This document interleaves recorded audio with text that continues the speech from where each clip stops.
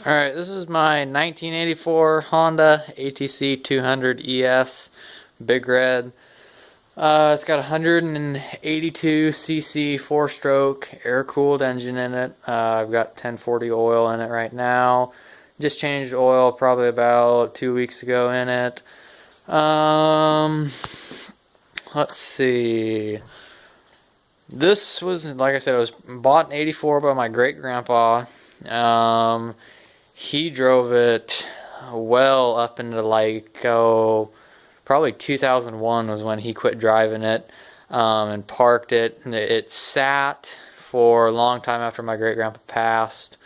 Like in probably 2004, we had a guy come up and mess with it. Couldn't get it to run. We wanted something around the farm to use.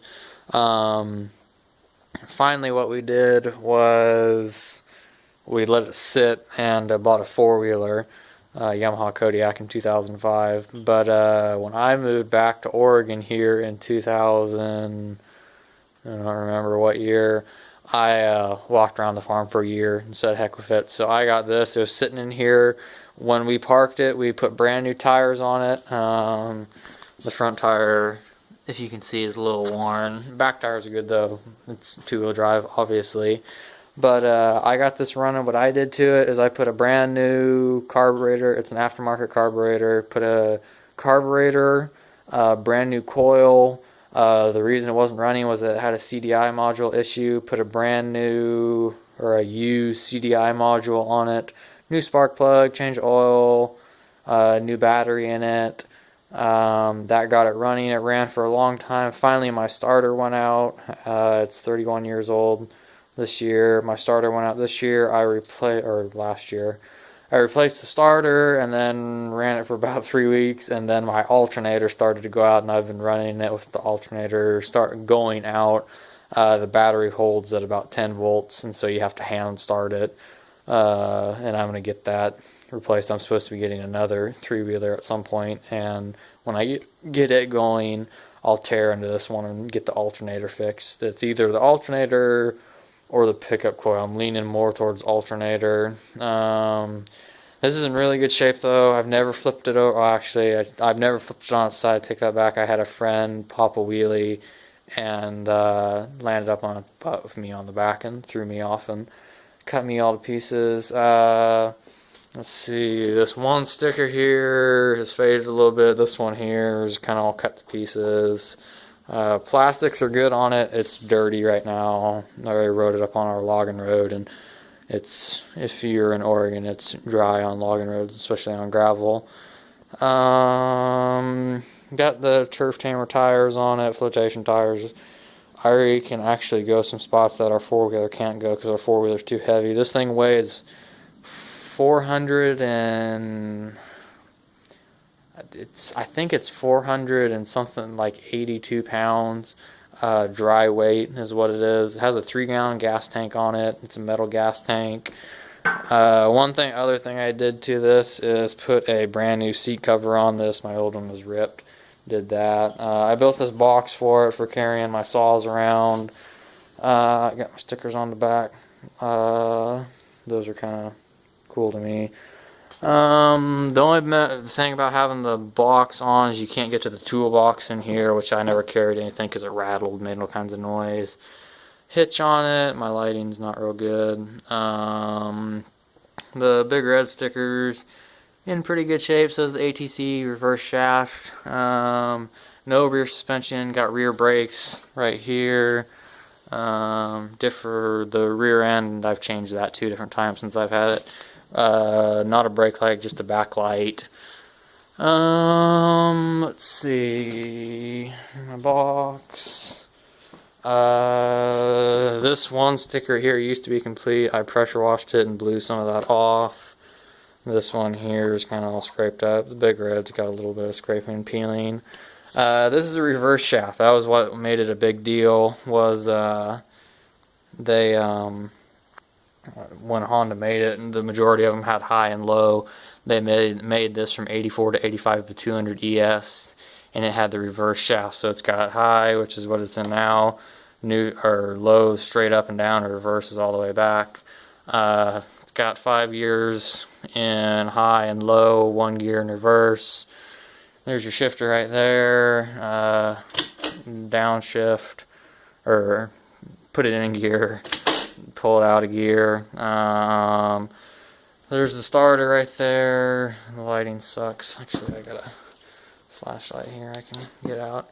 Starter's right there. You can see the carburetor up underneath here, right there where the light's at.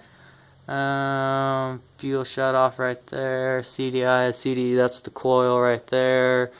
CDI module is kind of tucked up in there.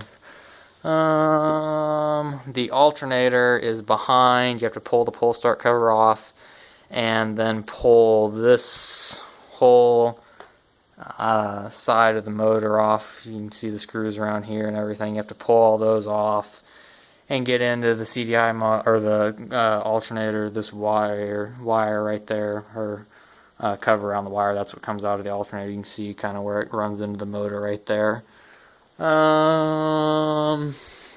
Everything comes on it. You can see you got neutral. Goes out when it's in gear. You can start it in any gear you want. See, there's back into it. Comes on for reverse. Red light comes on. Put it in gear. It goes off. Just tells you you're in reverse. Throttle. It has the kill switch on front. Kill switch right here. Off, run, whatever. You can use the key to. Headlights, high beam, low beam. Then on the bottom here, the electric start, which doesn't work. Manual choke right up here on the top. Pull it up. Gas tank, got the vent on the top. Good. I like this gas tank. Metal cap. Headlight. You can see it's real dim because of my alternator. Without it running. Front rack's in good shape. Hasn't been tore up. Like I said, this thing's been really well maintained. I changed oil way earlier than it should be. It takes, I think, like a little bit over 1.5 quarts, so it's nothing to change. And blow the air filter out. I replaced the air filter in this too. Put a Moose Racing air filter in it, and everything. Take the seat off here. You can see underneath here, air filter underneath here, battery, fuse, pickup coil is this red thing right down there, right there. This is the pickup coil, I think. I've never tore in it. I believe that's where it is from what the diagrams I've read. This is the toolbox right here. Underneath the seat there's a little thing for tools right here. This one screws, it has your tools. They rattle. I have a little toolbox I keep them in, so I have to listen to them rattle. I've pulled a lot of stuff. I've pulled my little wood hauling trailer, which is right there. It's a John Deere 80 trailer. I put those racks on myself, and I can do a half a cord of wood in about 3 trips, or no, about 4 trips. I can do a half cord of wood with that, and it works really good. Those are my saws. That's another video. But yeah, no, it runs really good. Never had any issues, running issues with it. The only thing, like I said, the alternator needs replaced. The only other thing is up underneath here. You can see right there, my exhaust is starting to rot out. It doesn't leak. I'll probably replace it at some point. There's all the rear end and everything on it. Let's see, we'll fire this up here. Get the decompression valve down here.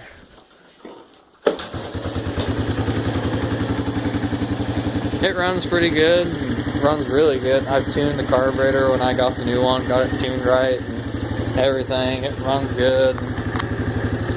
Headlight works a little bit better when you turn it on and have it running. And it revs up good.